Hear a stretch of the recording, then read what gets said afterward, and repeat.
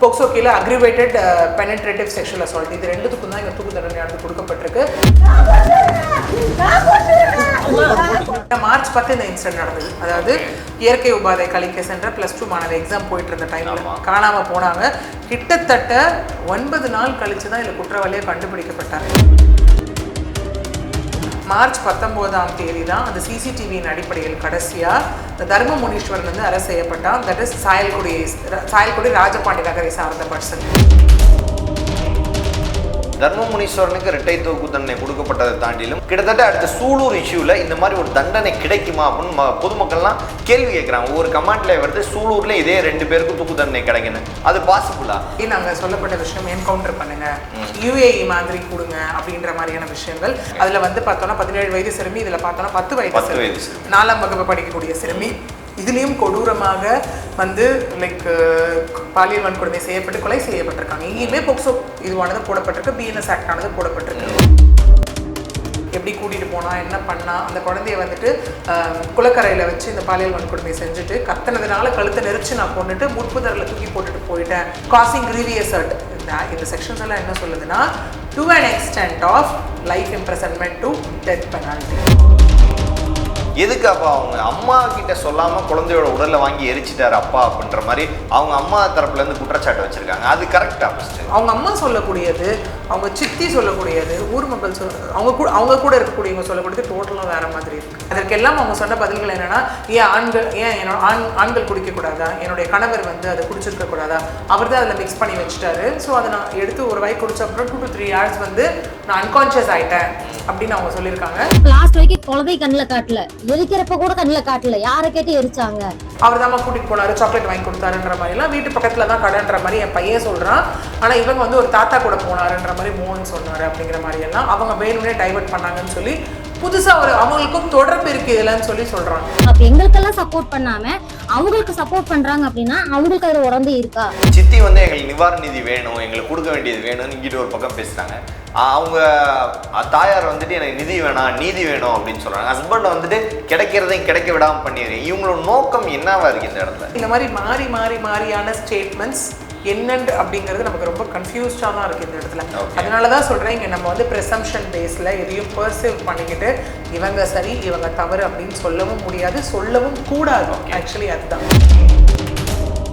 Prime 9 Tamil நேயர்கள் அனைவருக்கும் வணக்கம். இன்றைய நம்ம நேர்காணல் நம்முடைய இணைந்திருப்பவர் அட்வொகேட் பிரியதர்ஷினி அவர்கள். மேம் வணக்கம். வணக்கம் சார். தமிழ்நாட்டே உழுக்கின ஒரு பாலியல் வழக்கு விளாத்திக்குளம். போன ஆட்சியில் வந்து அது மிகுந்த ஒரு இதாக அந்த ஆட்சியாளர்களுக்கு வந்து ஒரு பெரும் கரும்புள்ளி அமைச்சு.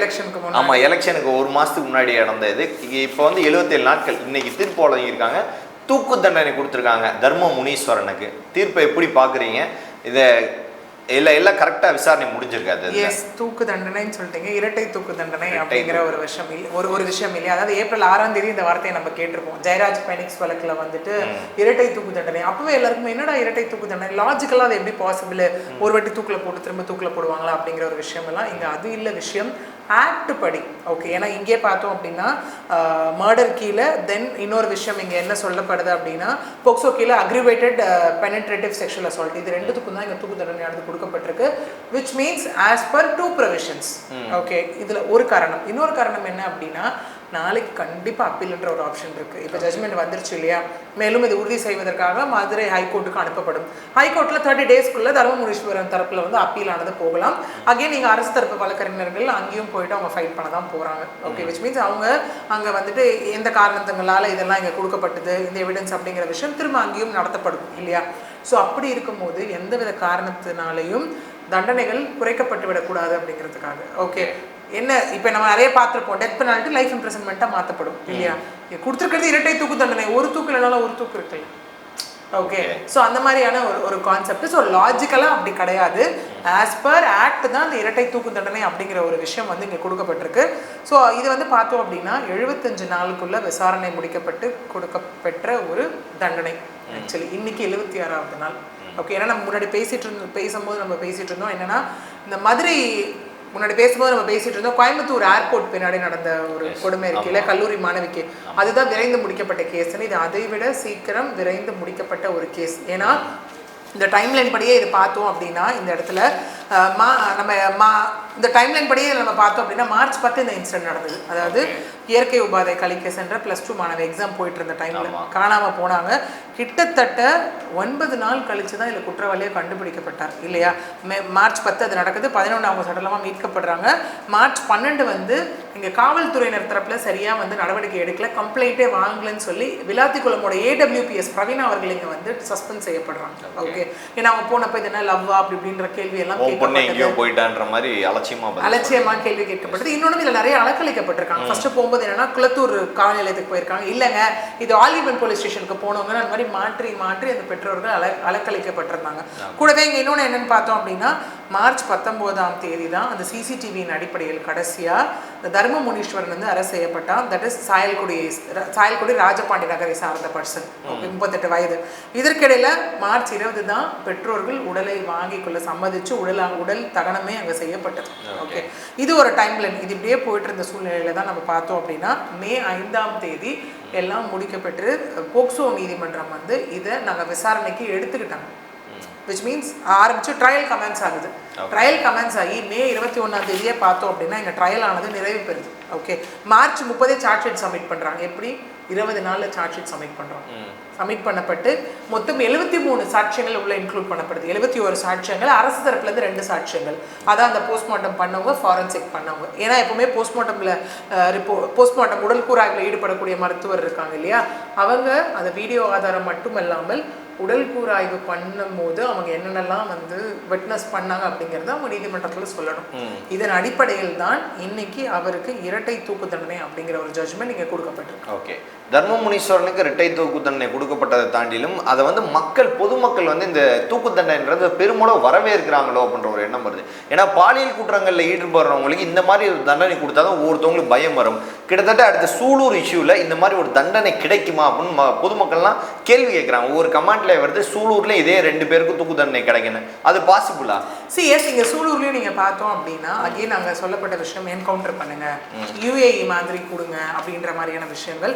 இங்க அகைன் சொல்லப்படுற விஷயம் என்ன அப்படின்னா சட்ட ரீதியாக அவங்கள நீதிமன்றத்தில் ப்ரொடியூஸ் பண்ணி இந்த அங்கேயும் பாவம் இங்க 2 இடத்துலையுமே அந்த சிறுமிகளுக்கு அந்த குழந்தைங்களுக்கு உயிர் போயிருக்கு இல்லையா.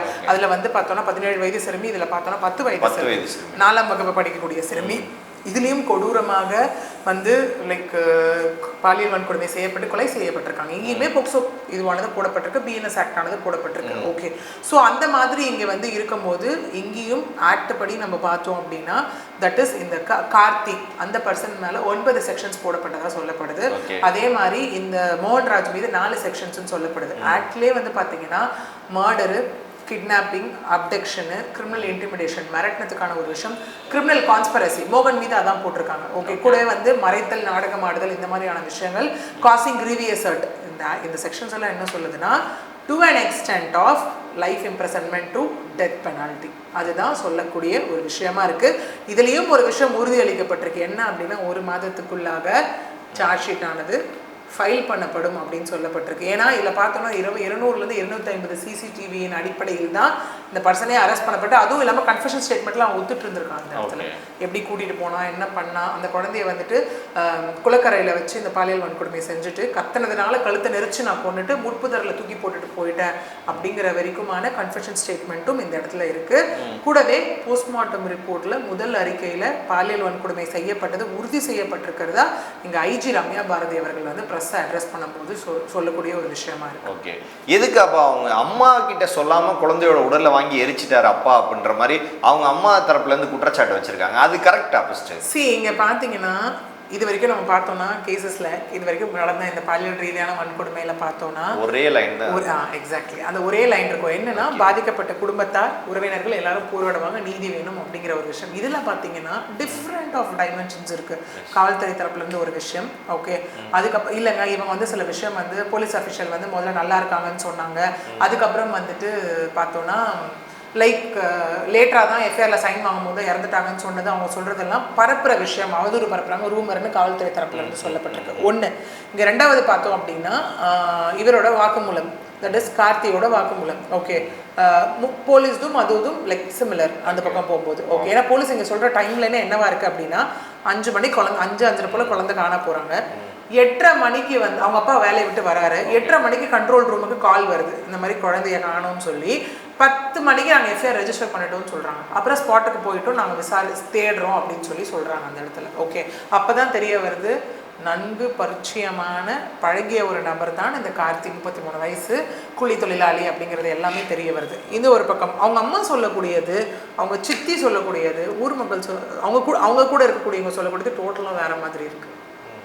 அதுக்கப்புறம் இன்னொரு வீடியோ, பக்கத்து வீட்டுக்கார பெண்ணுன்னு சொல்லி ஒருத்தவங்க அப்டேட் பண்ண வீடியோ டோட்டலாக வேற மாதிரி இருக்கு. அவங்க சொல்றதெல்லாம் அவங்க சொல்றது உண்மையா?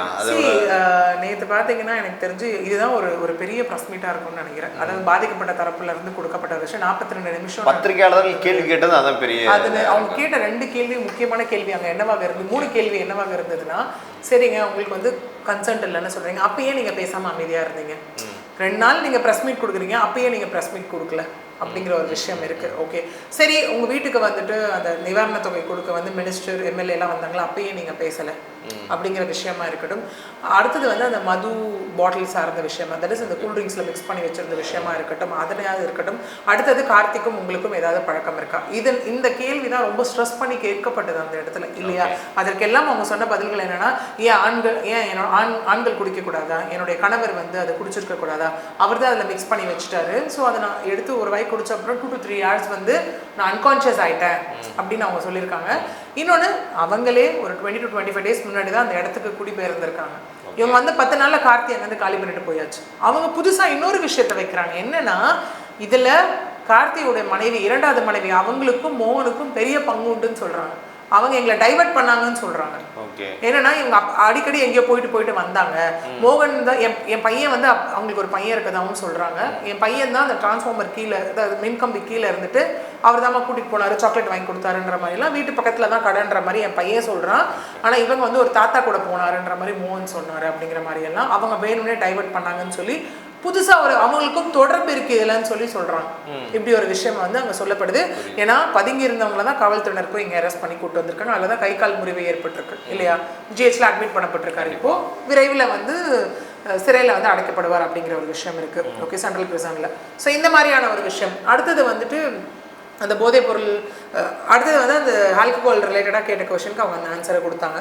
அடுத்தது ஏதாவது பழக்கம் இருக்கா அப்படின்னு கேட்டதுக்கு, உங்களுக்கும் உங்கள் கணவருக்கும் ஏதாவது கருத்து வேறுபாடு இருக்கான்னு கேட்ட கேள்விக்கு அப்படியெல்லாம் ஒன்றுமே இல்லை அப்படின்னு சொல்லியிருந்தாங்க. அப்போ என்னம்மா ஏதோ ஒரு பிரச்சனையாச்சே ரொம்ப வருஷத்துக்கு முன்னாடின்னு கேட்கும் போது, ஆமாங்க ஒரு 3-4 வருஷத்துக்கு முன்னாடி வந்துட்டு இந்த மாதிரி ஒரு பிரச்சனையாச்சு, போலீஸ் ஸ்டேஷன்லாம் இதுவாச்சு, ஒரு பழக்கத்தின் அடிப்படையில் அவர் வந்து என்னை கூட்டிகிட்டு போனார். எங்களுக்குள்ள எந்த வித பிரச்சனையும் இல்லை, நாங்கள் நல்லா தான் லைஃப்பை லீட் பண்ணிக்கிட்டு இருக்கோம். இப்பயும் அவர் இந்த சூலூரில் உட்காரும்போது என் கூட தான் இருந்தார். அவங்க வீட்டில் ரிலேட்டிவ்ஸ் எல்லாம் வந்தப்பறம் அந்த பக்கம் மாறிட்டார். கிடைக்கிறதையும் கிடைக்க விடாமல் பண்ணிடாதுன்ற மாதிரி ஒரு ஸ்டேட்மெண்ட் அவர் வச்சுட்டு போனாருன்னு சொல்கிறாங்க. இது ஒரு பக்கம். ஸோ இப்போ நமக்கு என்ன, என் புருஷன் வந்து என்கிட்ட சொல்லாமல் இது பண்ணிட்டாரு, நான் அவர் மீது வந்து தேவைப்பட்டால் கம்ப்ளைண்ட் கொடுப்பேன்ற மாதிரி ஒரு விஷயம் போகுது. அப்படியே பார்த்தோன்னா இன்னொரு பெண்ணோட வீடியோ, இல்லையா? அவங்க சொல்லக்கூடிய விஷயம் இங்கே என்னவா இருக்குன்னா, இல்லைங்க அவங்க வந்து மறுநாள் காலையில் வரைக்கும் அவங்க வந்து இந்த மாதிரி ஒரு மயக்கத்தில் போதையின் இதில் தான் இருந்தாங்க. காலையில் தான் வந்துட்டு அவங்களுக்கு என்ன நடந்ததுன்னே தெரியும் அப்படின்னும், கார்த்திக்குடன் அவங்களுக்கு இருந்த பழக்கத்தின் அடிப்படையில் கூட அந்த குழந்தை நம்பி போயிருக்கலாம்ல அப்படின்ற மாதிரி. கார்த்திக் கூட அவங்களுக்கு பழக்கம் இருந்தது உண்மைதானா? அதுதான் இன்னும் தெரியாது. இங்க எல்லாம் வந்து வைக்கக்கூடிய ஒரு விமர்சனங்களாக மட்டும்தான் இருக்கு. இது எப்போ வந்து உறுதியாக வரும்னா, ஒரு இன்வெஸ்டிகேஷன் பண்ணி காவல்துறை தரப்புல இருந்து உறுதி செய்யப்பட்ட ஒரு விஷயமா ஒருவேளை வந்துச்சுன்னா தான் இது நமக்கு என்னன்றது இதுல தெரிய வரும். அதான் நம்ம சொன்ன மாதிரி இதுல ஒரு லைனே கிடையாது. இதுல வந்து குற்றம் சுமத்தப்பட்டவர் குற்றவாளி அந்த பக்கம் நம்ம பார்க்கறதா, இல்லை இந்த மாதிரி வரக்கூடிய விமர்சனங்கள் மீது வந்து பார்க்கறதா அப்படிங்கிற ஒரு விஷயம். பட் ஆனால் ஒரு விஷயம் இஸ் ஃபார் ஷுர், என்னன்னா இங்கே எல்லாரும் விசாரணை வளையத்துக்குள்ள கொண்டு வரப்படுவாங்க. எல்லாருமே ஏன்னு பாத்தீங்கன்னா, பொதுவாக ஒரு குழந்தை காணா போச்சுன்னா கண்டிப்பா அப்பா அம்மா கிட்ட விசாரணை இருக்கும்ல. கண்டிப்பா நீங்க எப்ப வேலையில இருந்து வந்தீங்க, நீங்க வீட்டுல என்ன பண்ணிட்டு இருந்தீங்க, குழந்தை காணா போனது எப்ப தெரியும், அப்ப நீங்க என்ன பண்ணிட்டு இருந்தீங்க, யூஸ்வலா குழந்தைங்க விளையாடுவாளா, இன்னொன்று அவர் உங்களுக்கு எப்படி பழக்கம், எந்த அளவுக்கு பழக்கம் இருந்தது, குடும்ப ரீதியா பழக்கமா, இல்லை அவர் மட்டும் பழக்கமா, இல்லை அந்த சாக்லேட்ஸ்லாம் வாங்கி தருவார், தின்பண்டங்கள் அது ஃப்ரீக்வெண்ட்டாக நடக்குமா, வீடு மாறி போயும் நடக்குமா, இந்த மாதிரி பல கேள்விகள் அங்கே வைக்கப்படும். இன்னொன்று இந்த விமர்சனங்கள் எல்லாம் வந்திருக்கு இல்லையா, அதனை நோக்கி இந்த தாய் தந்தை அவங்க சித்தி ப்ரெஸ் மீட் கொடுத்தாங்களா அவங்க, ப்ளஸ் அந்த ஊர் மக்கள், இந்த வீடியோ போஸ்ட் பண்ண விமன் எல்லாருமே லைக் கண்டிப்பாக இன்வெஸ்டிகேஷன் அப்படிங்கிற ஒரு ப்ராசஸ்க்குள்ளே கொண்டு வரப்படுவாங்க. சித்தி வந்து எங்களுக்கு நிவாரண நிதி வேணும், எங்களுக்கு கொடுக்க வேண்டியது வேணும்னு இங்கிட்ட ஒரு பக்கம் பேசுகிறாங்க. அவங்க தாயார் வந்துட்டு எனக்கு நிதி வேணாம் நீதி வேணும் அப்படின்னு சொல்கிறாங்க. ஹஸ்பண்டை வந்துட்டு கிடைக்கிறதையும் கிடைக்க விடாமல் பண்ணிடுறீங்க. இவங்களோட நோக்கம் என்னவா இருக்குது இந்த இடத்துல? இங்கே அவங்களும் அவங்க சித்தி ஒரு விஷயத்தை சொல்லியிருந்தாங்க, நான் நீதி வேணும், குடும்பம் கஷ்டப்படுற குடும்பம் நிதின்னு சொல்லியிருந்தேன், எனக்கு அந்த நீதியை கட் பண்ணிட்டு நிதியை மட்டும் போட்டு என்ன ட்ரால் பண்ணிட்டு இருக்கீங்க அப்படிங்கிற மாதிரி அவங்க ஒரு விஷயத்த சொல்கிறாங்க. ஓகே, இங்கே மீடியாவும் ஒரு விஷயத்த கேட்டாங்க, ஏங்க நீங்கள் 2 நாளாக இன்னொன்று கொஞ்சம் நேற்று கடுமையாக தான் இருந்தது அந்த விஷயம் எல்லாமே. ஏன்னா மீடியா சொல்லும்போது 2 நாள் நீங்கள் தாங்க பேசிகிட்டு இருக்கீங்க, நீங்கள் அமைதியாக இருங்க, அவங்க அம்மா பேசட்டும் அப்படிங்கிற மாதிரி சொன்ன விஷயமா இருக்கட்டும். இங்கே என்னென்னா நிறைய அங்கே அந்த பழக்கத்தை பற்றி கேட்கும்போது அங்கே இருக்கக்கூடியவங்க கொந்தளிச்சதை பார்க்க முடிஞ்சது. நான் தாத்தா முறையாகணவங்க எங்ககிட்ட வந்து சொல்லவே இல்லை, எங்களுக்கு திரும்ப திரும்ப அங்கே ப்ரெஸ் அழுத்தி கேட்கக்கூடிய ஒரு கேள்வி என்னவா இருந்ததுன்னா, நீங்கள் ஹாஸ்பிட்டலில் இருந்தீங்க, உங்களுக்கு ஆம்புலன்ஸ் போனது தெரியாதான்னு விஷயம் இல்லை, போனாங்களா அப்போவே நீங்கள் ஏன் ஒரு கேள்வியாக ஏன் எழுப்பல, நான் கன்சென்ட்டே கொடுக்கல, எதன் அடிப்படையில் நீங்கள் கொடுத்தீங்கன்னு ஏன் நீங்கள் கேட்கல அப்படின்னு அவர் திரும்ப கேட்குறாரு அந்த இடத்துல இல்லையா. பின்வாசல் வழியாக கொண்டு போயிட்டாங்கன்ற ஒன்று மென்ஷன் என் பையனை கூட்டிகிட்டு போனேன், அவங்களுக்கு ஏன் அம்மா என்னை கூட்டிகிட்டு போக தெரியல அப்படின்ற மாதிரி கேட்குறாங்க. அவங்க சொல்லக்கூடிய விஷயம் என்னன்னா, ஆம்புலன்ஸ் கிளம்பி போனதும் பின்னாடி கார் எடுத்துகிட்டு நாங்கள் போனோம், கால் பண்ணும்போது வந்து அவங்க சொன்ன விஷயம், கால் பண்ணும்போது போயின்னு இருக்கோன்னு சொன்னாங்க, உடனே ஃபோனை கட் பண்ணிட்டாங்க, சுவிச் ஆஃப் பண்ணிட்டாங்க. எனக்கே மறுநாள் காலையில் தான் குழந்தைய எங்கே வந்து லைக் அந்த எரி விட்டாங்கன்றது எனக்கு மறுநாள் காலையில் தான் தெரியும்னு அவங்க சொல்கிறாங்க. ஓகே, ஸோ இந்த மாதிரி வெவ்வேறு மாதிரியான ஒரு விஷயங்கள் இன்னும் இதில் வந்து பேசாத ஒரே ஆள் அவங்க அப்பா மட்டும் தான் நினைக்கிறேன். மற்றவங்க எல்லாருமே பேசிட்டாங்க இல்லையா. இன்னொன்னு சொல்கிறாங்க என்னன்னா, வீட்டுக்கு வந்தப்போ குழந்தையோட அம்மா யாருன்னு கேட்டாங்க, அந்த உதவி நிவாரண இது கொடுக்குறப்போ நான் போய் நின்னேன், அப்போ கூட என்னை பேசக்கூடாதுன்னு தடுத்துட்டாங்க. இப்படி பேசக்கூடாதுன்னு தடுத்துட்டேன், ஒரு பக்கம் பேசியிருக்காங்க, ஒரு பக்கம் பேசக்கூடாதுன்னு தடுத்துட்டாங்க. ஏன்னா இங்கே வந்து மீடியா அப்படிங்கிறது வந்து எல்லாருக்கும் பொதுவான ஒரு விஷயம் இல்லையா. யார் இப்போ நான் பாதிக்கப்பட்டிருக்கேன்னா வந்து பேசினா கண்டிப்பாக அந்த இடத்துல கேட்க தான் போகிறாங்க. ஓகே, ஏன்னா நிறைய விஷயங்கள் இன்னைக்கு வெளியில் வந்தது மீடியா ஒரு பெரிய பங்கு வகிச்சிருக்கு இல்லையா. அப்படி இருக்கும்போது இந்த மாதிரி மாறியான ஸ்டேட்மெண்ட்ஸ் என்னென்று அப்படிங்கிறது நமக்கு ரொம்ப கன்ஃபியூஸ்டாக தான் இருக்குது இந்த இடத்துல. அதனால தான் சொல்கிறேன், இங்கே நம்ம வந்து ப்ரெசம்ஷன் பேஸில் எதையும் பர்சீவ் பண்ணிக்கிட்டு இவங்க சரி இவங்க தவறு அப்படின்னு சொல்லவும் முடியாது, சொல்லவும் கூடாது. ஆக்சுவலி அதுதான் இன்வெஸ்டிகேஷன் முடியும் போது தான் நமக்கு தெரிய வரும். போலீஸ் தரப்புல ஆனால் அவங்க அம்மா இப்போ மது அருந்தி இருந்தாலும் எது எல்லாமே முன்னாடியே தெரிஞ்சிருக்கும்ல, காவல்துறை தரப்புல அவங்களுக்கு எல்லா விஷயம் தெரிஞ்சிருக்கும்ல. அதுதான் அவங்களும் அங்கே கேட்குறாங்க, அப்படி அவங்க மது அருந்தினா இந்நேரத்துக்கு அவங்களை கைது பண்ணியிருக்கணும் இல்லை அப்படின்னு ஃபர்ஸ்ட் அவங்கள தானே கூட்டு போயிருக்கணும். அப்படி நடந்து இங்கே பார்த்தீங்கன்னா முதல்ல ப்ரிலிமினரி ஆக்ஷன்னு ஒன்று தேவைப்படுது இல்லையா. ஏன்னா இப்போ அங்கே முக்கியத்துவம் வாய்ந்த ஒரு விஷயம் என்ன அப்படின்னா, குழந்தை காணும், குழந்தைய கண்டுபிடிக்கணும், குழந்தைய யார் இந்த நிலைமைக்கு ஆளாக்கணும். ஸோ சிசிடிவியில் தென்பட்ட ஒரு விஷயம், அது அவன் அங்கேருந்து கூட்டிகிட்டு போகிறது, இதில் எதுவுமே சுற்றி இருக்கவங்க யாரும் இது வரைக்கும் சம்மந்தப்படலை இல்லையா. அந்த கடையிலேருந்து கூட்டிகிட்டு போகிறதா இருக்கட்டும், அந்த அது கூட வெளியே வந்துச்சுன்னு நினைக்கிறேன். 2 வீலரில் உட்கார வச்சு கூட்டிகிட்டு போனதாக இருக்கட்டும், அங்கே கூட்டிகிட்டு போனது, அந்த குழந்தைய வேறு வழியில் கூட்டிகிட்டு போகும்போது அந்த குழந்தை என்னன்னு கேட்கும்போது இல்லை இங்கே ஒரு கடையில் உனக்கு சாக்லேட் வாங்கி தரேன்னு சொல்லி தான் தென்னந்தோப்பு கூட்டிகிட்டு போனதா இல்லை கன்ஃபெஷன் ஸ்டேட்மெண்ட்டில் இருக்குது இல்லையா. அப்போது இவங்க யாரும் அந்த ஃபர்ஸ்ட் சர்க்கிளில் இல்லை. இதுக்கப்புறம் அந்த இன்வெஸ்டிகேஷனில் இது எல்லாமே கொண்டு வரப்பட்டு தீர இன்வெஸ்டிகேட் பண்ணி தான் அந்த சார்ஜ் ஷீட்டாக அந்த இடத்துல வந்து சப்மிட் பண்ணப்படும். கார்த்திக் அவர்களுடைய மனைவி சம்பந்தப்பட்டது அப்படின்னு இவங்க சொல்றாங்க. அகைன் இது எல்லாமே பார்த்தீங்கன்னா அவங்க சொல்லக்கூடிய விஷயமா எல்லாம் ஒரு சைட்ல இருந்து. எஸ், இன்னும் நமக்கு அதிகாரப்பூர்வமாக அன்னைக்கு ஐஜி ரம்யா பாரதி அவங்க கொடுத்தாங்க இல்லையா டைம் லைன் ப்ரெஸ் மீட், அது மட்டும் தான் நமக்கு இது வரைக்கும் இருக்கு. பிளஸ் அவங்களும் சொன்னாங்க, சிஎம் விஜய் அவர்கள் வந்து எங்ககிட்ட பேசினாரு, இந்த மாதிரி உடனடியாக நடவடிக்கை எடுக்கப்படும், அவங்களுக்கு வந்து லைக் உச்சபட்ச தண்டனையானதை வாங்கி தரப்படும் அப்படின்னு சொல்லி சொன்னாரு, வந்து பார்க்குறேன்னு கூட சொல்லியிருக்காரு அப்படிங்கிற மாதிரி எல்லாம் சொன்னாங்க இல்லையா. ஸோ இப்போ என்ன இந்த கேஸில் என்ன ஒன்று நம்ம பார்க்கலான்னா, ஒரு பக்கம் தவறு நடந்திருக்கு, அந்த தவறு எப்படியெல்லாம் நடந்துச்சுன்னு காவல்துறை வந்து விசாரிக்கிறாங்க. இன்னொரு பக்கம் இந்த தலைமை அதிகாரிகள், அதாவது டிஜிபி சந்தீப் ராய் ரத்தூர் அவர்களாக இருக்கட்டும், இல்லை ஏடிஜிபி மகேஸ்வர் தயால் அவர்களாக இருக்கட்டும், ஐஜி ரம்யா பாரதி அவர்களாக இருக்கட்டும், இல்லை அங்கே இருக்கக்கூடிய மற்ற அஃபீஷியல்ஸாக இருக்கட்டும், இவங்க இன்னொரு என்ன ஆகுது அப்படின்னா, போலீஸ் இந்த விசாரணையை கரெக்டான ஒரு கோர்ட்டில் தான் எடுத்துகிட்டு போகிறாங்களா அப்படிங்கிறதும் இந்த இடத்துல ஒரு ஆய்வு போய்கிட்டு இருக்கு. ஓகே, ஏன்னா அவன் எப்படி எஸ்கேப் ஆக ட்ரை பண்ணான், அந்த ஸ்பாட்டுக்கே போய் நம்ம பார்த்தோம் இல்லையா, டிஜிபி அவர்கள்லாம் அங்கே ஆய்வு பண்ணாரு. ஸோ மேபி இந்த கேஸ் அகெயின் அடுத்ததுக்கு ஒரு முன்மாதிரியாக இருக்கலாம், முன்மாதிரியான வழக்காக இருக்கலாம். ஏன்னா இந்த மாதிரி ஒரு கம்ப்ளைண்ட் வந்தால் போலீஸ் வந்து எப்படிலாம் பண்ணணும் என்னெல்லாம், ஏன்னா இங்கே வந்து சொல்லப்படுறது என்னன்னா தனிப்படைகள் அமைக்கப்பட்டுச்சு அப்படின்னு சொல்கிறாங்க இம்மீடியட்டாக. அதாவது இங்கே சொல்லப்படுற ஒரு விஷயம் 5 தனிப்படைகள் நினைக்கிறேன் அமைக்கப்பட்டுச்சு அப்படிங்கிற ஒரு விஷயம் இருக்கு இல்லையா. ஸோ இந்த மாதிரி எல்லாம் வந்துச்சுன்னா போலீஸ் என்னென்ன மாதிரி முறைகளை கையாளணும் அப்படிங்கிற ஒரு கைடிங் ஒரு விஷயமா கூட, ஒரு கைடிங் ஒரு ஸ்டெப்ஸை கொடுக்கக்கூடிய ஒரு இதுவாக கூட இந்த கேஸில் வந்து ஒரு ஆய்வானது வந்து சப்மிட் பண்ணப்படலாம். விளாத்திக்குளம்ன்றது 9 நாட்கள் கழிச்சு கண்டுபிடிச்சாலும் குற்றவாளி கிளீனாக இருந்துச்சு, பெற்றோர் தரப்புன்னு இந்த பக்கம் இருந்தாங்க, உடனே கரெக்டாக ஆக்ஷன் தான் இரட்டை தூக்கு தண்டனை 76 நாட்கள் வாங்கி கொடுத்துட்டாங்க. ஆனால் இந்த கேஸை பொறுத்த வரைக்கும் பாதிக்கப்பட்டவங்க பக்கமும் ஒரு நிலையான கருத்து இல்லை, அந்த பாதிப்பு உண்டாக்குனவங்க பக்கம் கரெக்டாக ஒரு 2 பேரா 3 பேரா எத்தனை பேர் இதில் சம்மந்தப்பட்டாங்க ஒரு நிலையான கருத்து இல்லை. இதில் தண்டனைன்றது எப்படி? இதில் அது அவங்களுக்கு பார்த்தீங்கன்னா ஃபர்ஸ்ட் இன்ஃபர்மேஷன் லைக் ரிப்போர்ட் அதுதான் இது வரைக்கும் வந்து அந்த முதல் தகவல் அறிக்கை அப்படிங்கிறது ஒரு விஷயத்தை வச்சு ஃபைல் பண்ணப்பட்டாச்சு. அதை வைத்து தான் இப்போ 2 பேர், ஒருவர் வந்து மோகன்ராஜ் வந்துட்டு லைக் சூலூர் குற்றவியல் நீதிமன்ற நடுவர் நீதிபதி முன்னிலை ஆஜர்படுத்தப்பட்டு இன்னைக்கு வந்து சிறையில் அடைக்கப்பட்டிருக்காரு. ஓகே, 27ஆம் தேதி வரைக்கும் ஜுடிஷியல் கஸ்டடி. ஓகே, அதே மாதிரி பார்த்தோம்னா கார்த்திக் வந்துட்டு ஜூன் 5ஆம் தேதி வரைக்கும் ஜுடிஷியல் கஸ்டடி. இப்போ என்ன பண்ணுவாங்கன்னா, இப்போ இருக்கு ஹாஸ்பிட்டலில் வந்து ஐசியூல இருந்து அந்த கைதிகள் இது இருக்கு இல்லையா, பிரிவு இருக்கு இல்லையா, சிறைவாசிகள் பிரிவு, அங்கே வந்து இருக்காரு இப்போ ஹாஸ்பிட்டலில். 2 நாளில் சிறையில் அடிக்கப்படுவார். திரும்ப அவங்க வந்து ஜுடிஷியல் இந்த ரிமாண்ட் எக்ஸ்டென்ஷன் கூடி போவாங்க இல்லையா, அப்போ கொண்டு போய் காமிக்கும் போது போலீஸ் கஸ்டடியில் எடுத்து விசாரணை பண்ணுவாங்க அப்படிங்கிற ஒரு விஷயம் இருக்கு. ஓகே, இதில் என்ன அப்படின்னு பார்த்தோன்னா, இதில் சொன்ன மாதிரி back to back speedy trial அப்படிங்கிறது வந்து சிங்கிள் லைனில் இருந்ததுனால விசாரணை அந்த விஷயம் எல்லாமே கொண்டு போகப்பட்டது.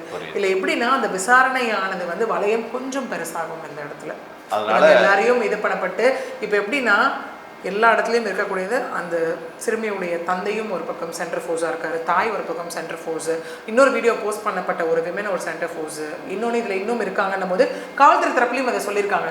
இந்த வழக்கில் மேலும் யாராவது சம்மந்தப்பட்டிருந்தால், இன்னும் யார் யார் சம்மந்தப்பட்டிருக்காங்கன்னு தெரிய வந்தது, அவங்க மீதும் நடவடிக்கை எடுக்கப்படும்னு சொல்லியிருக்காங்க. ஸோ விச் மீன்ஸ் அது லேட்டர் ஆன் கூட வந்து அடிஷ்னல் ஒரு எஃப்ஐஆராக கூட ரெஜிஸ்டர் பண்ணப்பட வாய்ப்புகள் இங்கே நிறையவே இருக்குது. பல்வேறு கேள்விகளுக்கு பதில் தமைக்காக மிக்க நன்றி. வணக்கம். நன்றி.